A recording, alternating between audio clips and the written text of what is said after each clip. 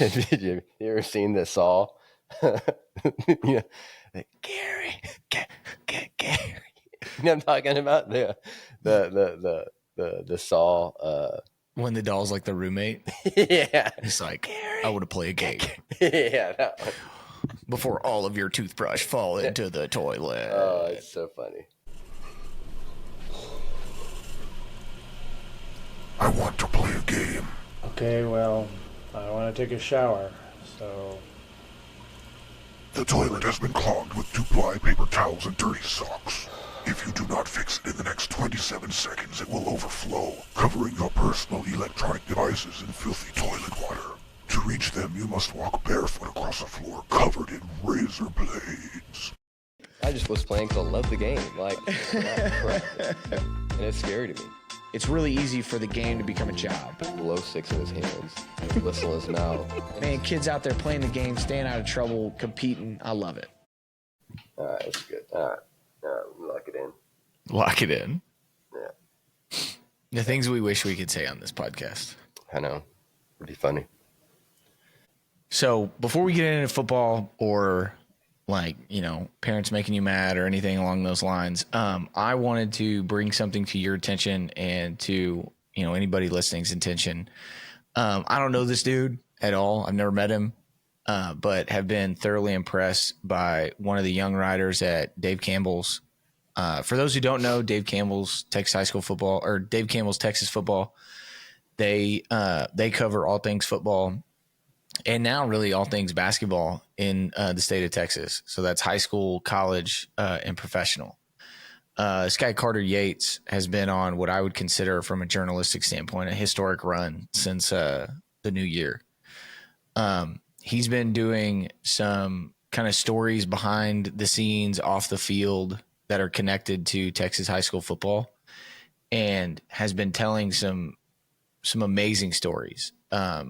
You know, one of the ones that you and I first talked about was the story about Kellen Luker, who, you know, Kellen, Coach Luker, from our time at Tarleton and connecting with him there.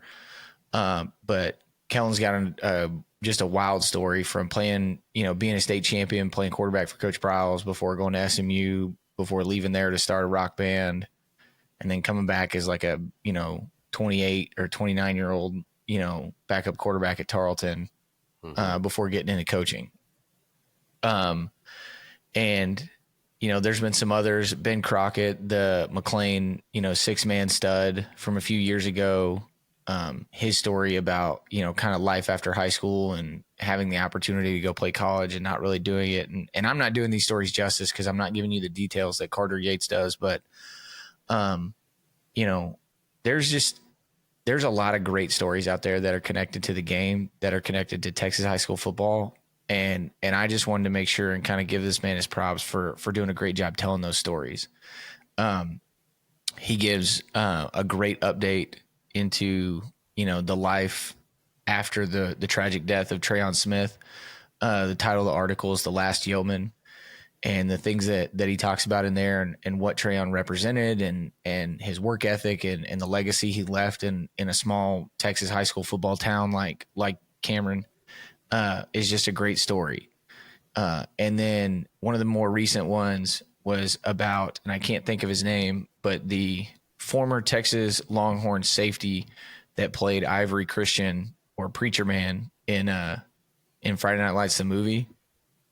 He's now coaching at Tyler Legacy, and, you know, his journey from playing at Texas to getting into that movie, to getting into coaching and the influences his kindergarten teacher had on him to get into education and how he's using that part of his story, you know, the acting and things of that nature in his classroom now.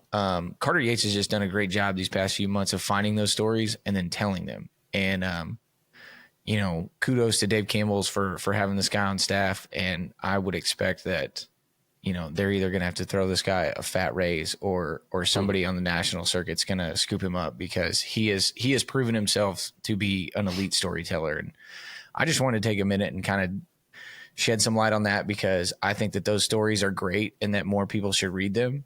But also I think that there's more stories like that, and I applaud Carter for telling them. Shout out Carter, Texas high school football. That's I'm obviously very proud of it, and I feel like when you leave like a state and you're a Texan, because I've met many Texans here, you're like way more proud when you're in another state.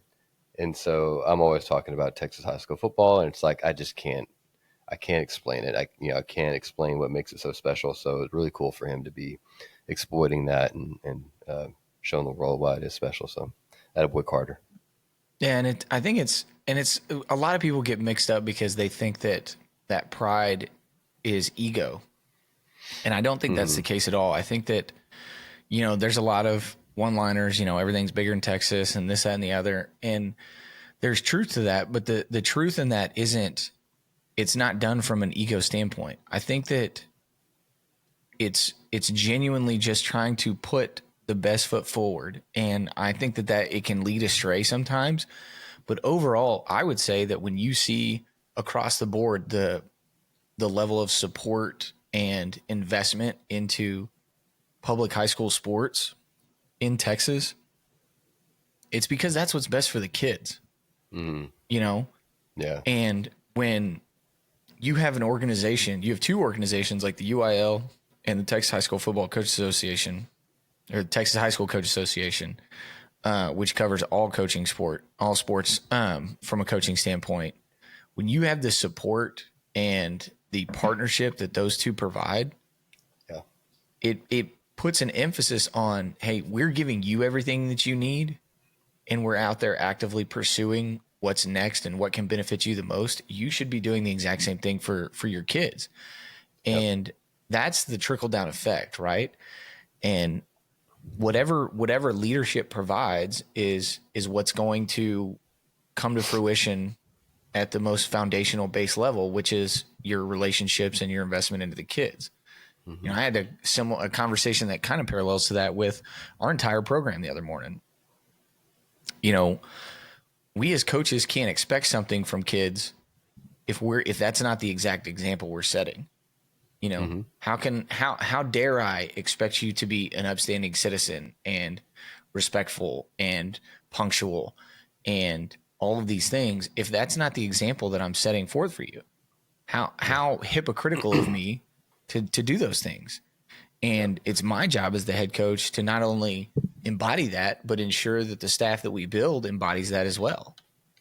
Because the kids are just going to be a reflection of what they see.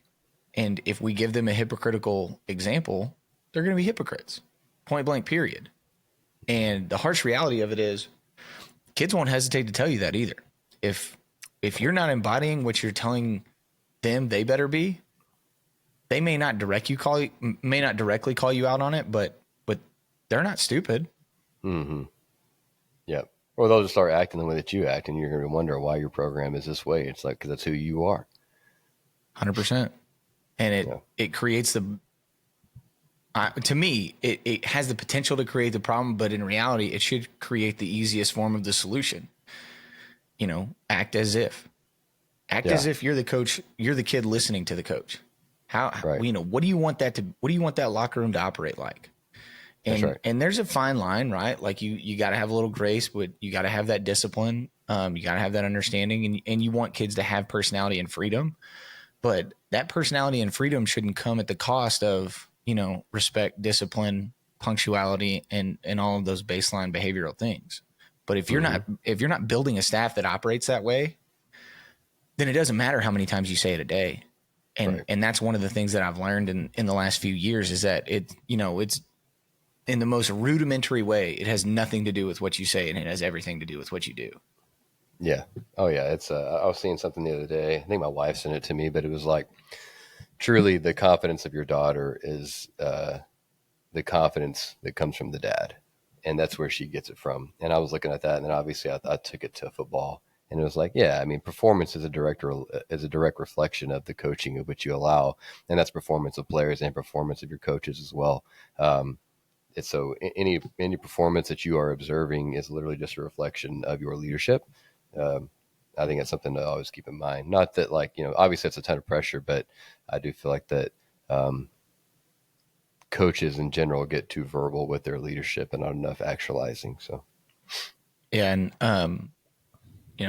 Robert Griffin Griff put out a video a few years ago on Twitter of him and his daughter, like, on your point, like she's standing on the bathroom counter and he's like coaching her up, like, you're beautiful, you're wise, you're strong, you're independent, et cetera, et cetera. And like, her embodiment of that, repeating after him and whatnot. It's so obvious how much more powerful and important that is from father to daughter. Obviously we're not putting sons by the wayside. But Right. it's, the relationship of a father to a daughter is a very difficult one to navigate, especially as they enter the teenage years, which you'll learn here in a few. But it's a very important one. And the biggest thing that I try and circle back to that is that, the why and the honesty. Like, why did the conversation go this way? Why did it go left? Why did it go right? Because, at the end of the day, like, there's going to be situations that come up that she's going to feel more comfortable talking to mom than she is to dad. But there's also going to be situations and conversations that dad's got to go fix. Yep. And if that relationship isn't totally in sync, then you may miss the opportunity to take care of those situations. And there's an extra layer from our profession that gets added to that because they're walking the same halls that I'm walking, that you're walking, right? Especially once they get into junior high and high school, and there's that added pressure. And how do you, I don't know if it's the best approach, but the approach that I've taken is, I'm just blunt and honest about it. Like, yes, there is, a double standard. Yes, there is a slightly unrealistic expectation for you because of what I do. Right, wrong, or indifferent. This is the world we live in. But like, how do you plan on? Because how old's your oldest? 5? She's about to be 4. She'll be 4. So in March. You got a little time to navigate that. But how do you anticipate yourself handling those conversations? Yeah, I mean, you're right. I mean, there is a double standard. I mean, there is. This is kind of, I don't want to say irrelevant, but I had a conversation with a player 3 days ago who I absolutely eviscerated. I mean, I think I threw a PVC pipe against a wall to make a visual statement to the team that his actions are not acceptable. And then I pulled him aside and I eviscerated him. And I was very honest. I was like, hey, I just want you to know that you guys are treated fairly, not equally. And if your brother did the exact same things you did, I would be treating this completely different. Is that equal? Absolutely not. Is it fair? Maybe not in your brain, but it is right now. As like, and you are not good enough, quite frankly, for us to be dealing with these type of issues. So just know that. And so to your point, though, there's going to be a double standard with our daughters because it's like, no, like we're trying to uphold this standard just to our players. That should be instilled in you, and even more so. So yeah, I agree with that. But then they circle back, and you've got to deal with the, a coach's kid never. There is no version from an outside perspective where a coach's kid gets what they've earned. Yeah. If they get anything, it's because it was given to them, right? Or if they get nothing, it's because they're being mistreated by their parent, right? Yeah. It's so hard to create that environment where what they deserve is perceived to be what they get. Yeah. And I hate that because it's not fair. And it creates that environment of, hypocritical behavior where they have to do those things plus 10% more. Correct. Whatever that 10% is. Right. And fortunately, we're basically a walk on. 100%. You know what I mean? And fortunately, we're at that stage where all of our kids love the field house, love being up there. Our oldest wants to be up there lifting, and we got in the squat rack a little bit yesterday.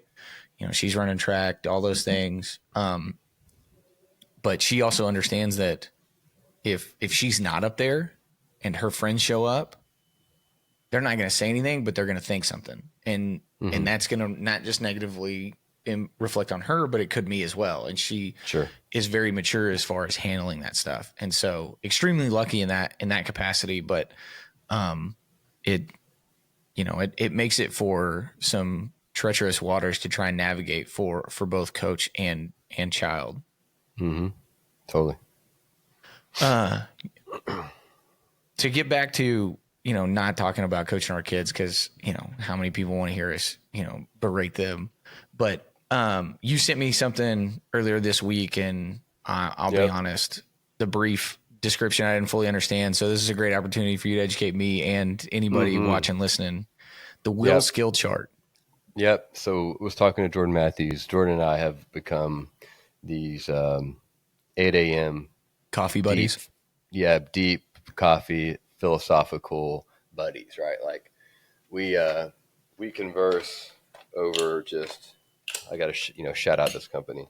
Not no free shout out, but whole bean coffee. If you put this stuff into a steel K cup, it looks different, tastes different, smells different. I urge everybody to do that. Does it cost more money? Yes. But anyway, maybe that's the only reason why Jordan comes in here is because he wants his coffee. I don't know. But anyway. Being used, son.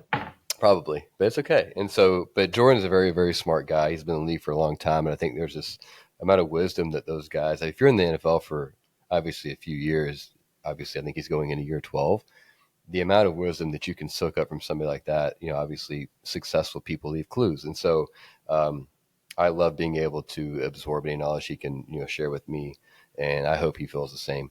And so we had these conversations every morning, and we were talking about players the other day and the type of players that we've been around, obviously that he's played with and those that I have coached. And he said, I want to say he said he got the chart from Northwestern maybe. They said they had this like skill and will chart. Now I'll show it to you real quick. So for those of you, can you still hear me? Okay. Yep. So for those of you who obviously are watching, here is the chart. All right. And if you can't hear me, just let me know, Travis. But basically, it's a 4-corner box. It's not a very good box. I just quickly did it. But you have essentially this XY axis of skill going this way horizontally and will going vertically. Obviously, the skill and the amount of it goes from left to right, and the will goes from bottom to top. Top left square, you got coach. Top right, you got delegate. Bottom left, dictate. Bottom right, support. And really, the whole purpose here is you can almost put, and obviously there is and this is where I don't know much. Is it I think it's like a correlation line maybe? Sure. That sounds really smart. My wife would know I wouldn't. I'm an idiot. But this can kind of vary. But as you're looking at the chart, if we start at the bottom left here, you have dictate. And basically you're saying this kid has very little will or commitment, right? And also very little skill. Not to, put people in this category, but I would say if you're at a high school, you're probably going to have quite a few of these kids. And those kids, you have to kind of tell like, hey, go do this. Hey, you need to be in this position. Hey, don't do that. Like their commitment's not great. Their will's not there. The parents just want them to play. And they also don't have a ton of skill, right? And so those are the tough ones you got in the team, right? If you go to the right there on support, which is further horizontally, obviously that skill is way higher. But the will and the commitment, if you have it obviously low down here, those are the ones where it's like they got a ton of skill and you just got to get that horse to the race. And you got to say, hey, every single day, coaches, make sure that so-and-so is going to be in class today. We need him for the game. He needs us more than we need him. We need him so he can be a better father in life. Like we got to support him as much as we can. And then in the top left, you have coach. That's where you have maybe minimal skill, right? But the will and the commitment is through the roof, right? I feel like these are the players you feel bad for because it's like, man, if he just had more skill, he'd be the perfect player. He can go out there and you can give him the OTA chart and he can go run it. I say run it. He can go direct it. Maybe he can't throw the passes. Maybe he can't catch the balls, but he can go direct it because he's a coach. But his skill's not very good. And then in the far top right, you have obviously delegate. That is like your Cooper Kupps, right? Maybe your Amendolas.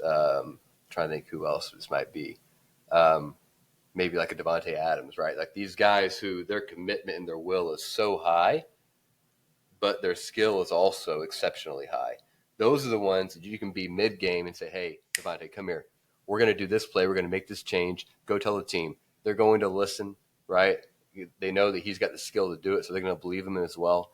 And so, anyway, we were talking about this chart,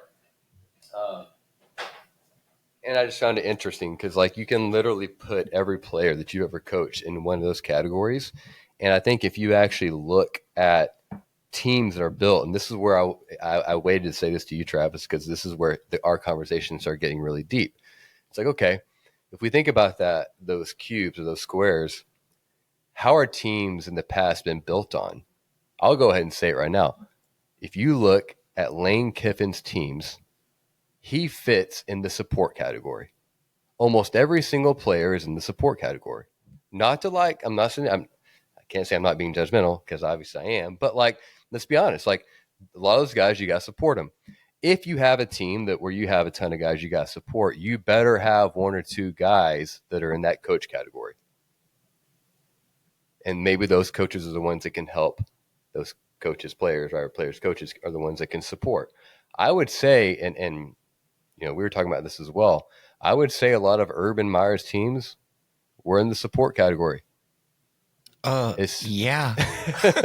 Like, especially in the team in the South, right? So like, but he had probably the best coach / delegator you could ever have in Tim Tebow. Yeah. You know what I mean? It's like, that's where as you start thinking about, okay, as a coach, what do my teams look like in regard of this chart? It's pretty amazing to think about, right? I think that Vanderbilt is probably going, or they are going, in the opposite direction of what like Ole Miss is going. I'm not saying that there's a right way to skin the cat. There's not. I think you can, obviously, it's been shown that you can win with a bunch of people in the support category. Urban Meyer did it, right? But I just think it's, you know, interesting with, okay, what about the longevity of a program? What do we need to have? And maybe there's not a specific place where everything fits, but I do think there's a balance there, right? If you have a ton of just coaches, well, you can probably win a few. Yeah, you can probably win a few games with that. But when you start going against some Jimmys and Joes, like you're winning exactly the games you're supposed to, and nothing more. Yes, that's a great point. Yeah, so I don't know. I just thought that was a very interesting conversation, and obviously, like, you know, yourself, our brains. He was looking at it from a player perspective, and my brain straight went to coaching. And it's like interesting because especially in college and the NFL, you have the opportunity to build that. High school, you can't. You know, you look at your team. You got to adapt to whatever you have. Right, and it's like, okay, well, maybe we need to go find the holes because we need a couple, you know, delegates and maybe one support, you know, but. Whereas college and NFL, you can build that. And it's like, well, what do you choose to build? That's where I got really interested in the conversation. So not to throw shade at Lane Kiffin, but it's true. But you're talking, you know, about putting these kids in categories, and even you're talking about hypothetical people or people that you're not associated with and you're hesitating, right? Yeah. Like, I don't want to put these people in categories. But what I found out is that these create great opportunities to have these kind of like frank conversations. You know, this is your exit interview. Position coach to player, right? At any level. Hey, right now, this is where you are.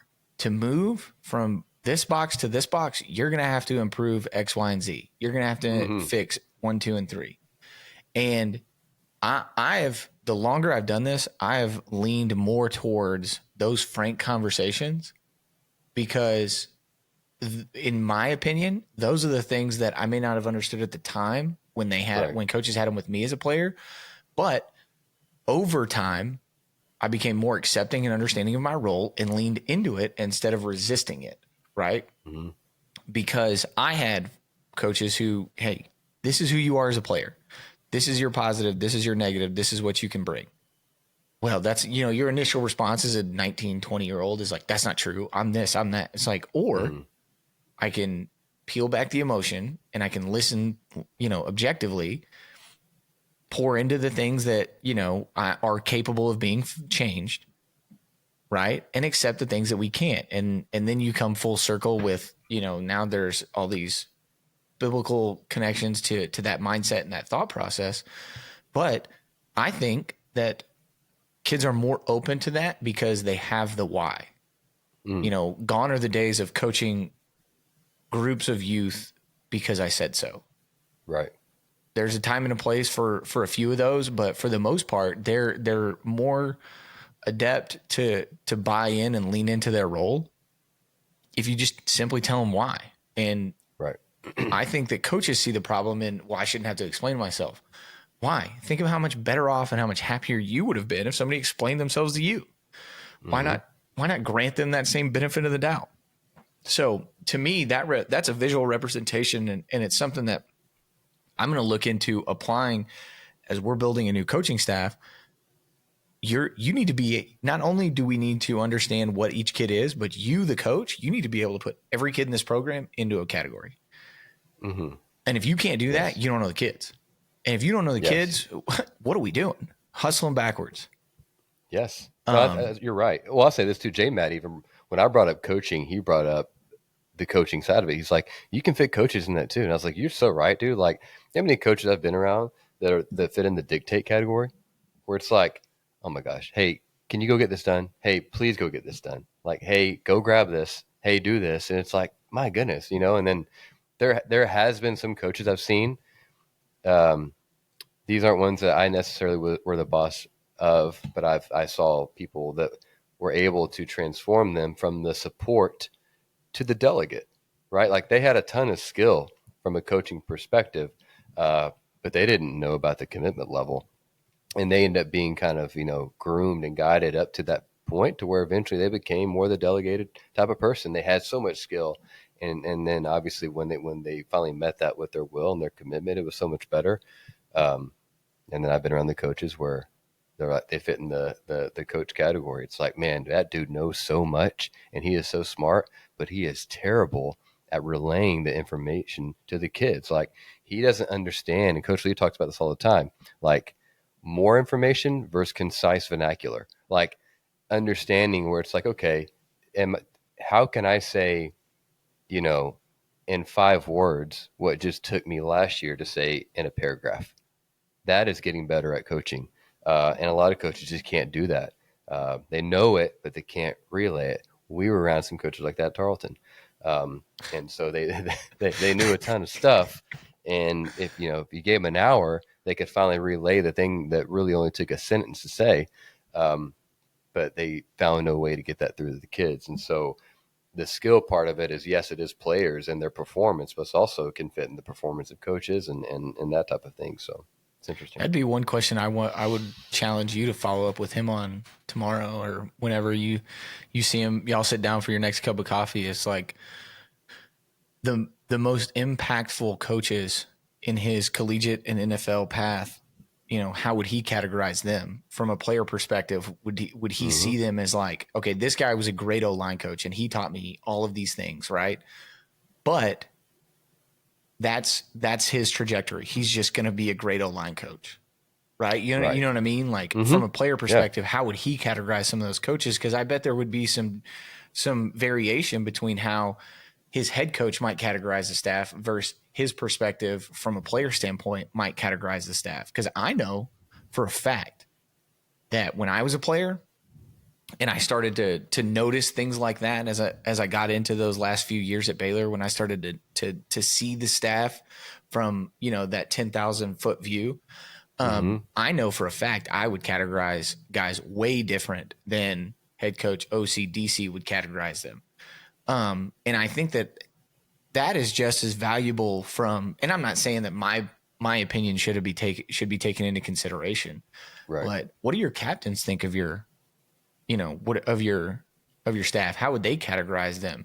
And you have to be careful because I think it's a very slippery slope when you try to empower your leaders, because you can over empower them and it can lead your locker room astray to where now, the inmates are running the jail type environment. But I would always challenge coaches to really consider and find opportunities to empower their leaders, their players, in having and finding their voice and being willing to not be disrespectful, but challenge or, share whatever their perspective and understanding is, because I think those are some of the most impactful guys.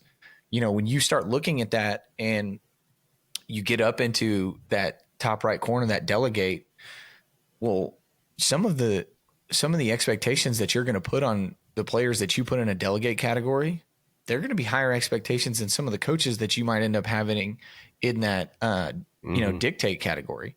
That's So true. how do we take all of that into consideration in our decision making as, the captain of that ship? Yep. Really good. So last thing I want to talk about, had a listener, we do have those, believe it or not. Had a listener text me and ask me a pretty interesting question, and I'm going to kind of share my perspective on it. And then depending on where we are, this might be something that we circle back to and kind of get your perspective on, next week or sometime. But the big caveat of it is that you guys listen, if you ever have any questions, concerns, anything you want to hear us talk about, man, reach out in some form, whether it be on one of the social platforms or if you know us personally, reach out. And if there's something you want us to talk about, let us know and we will absolutely do that. This guy asked, can you list the top 5 things that you learned from Art Browse and the top 5 things you learned in Salina from Coach Elliott that you try and do as a head coach? And 5's a lot, 10 total.